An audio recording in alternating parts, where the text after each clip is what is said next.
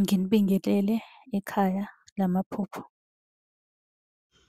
Uma umusha la ekhaya sicela ukuthi ushaye u-subscribe ukuze ngokulandelayo ungaphuthelwa uma sifaka ividiyo.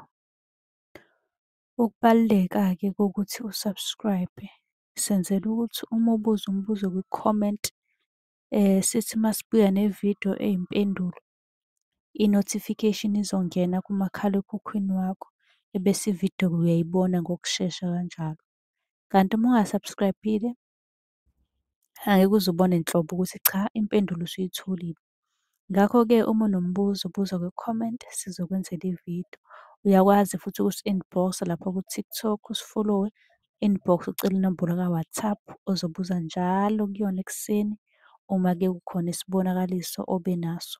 Nokubaluleka nje kokuthi-ke uwazi ukuthi ngabe lokho osuke ukuphuphile kubika ukuthini.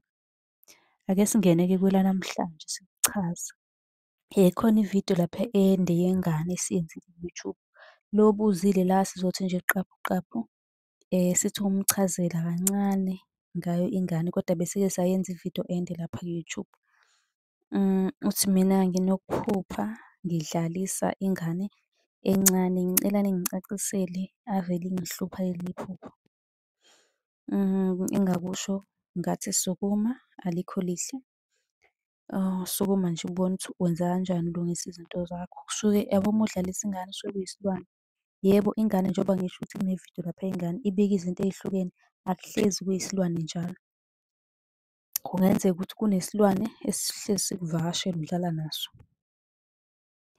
Ngicela usi-inbox-e sizokwazi ukuxhumana nogogo ozokwazi ukuthi ekunikeze lokhu ozokusiza ukuthi ukusebenzise. Kanti uma ubuza kwi-comment sizobe sesikwenzela ividiyo esiphendula lo mbuzo ozowubuza.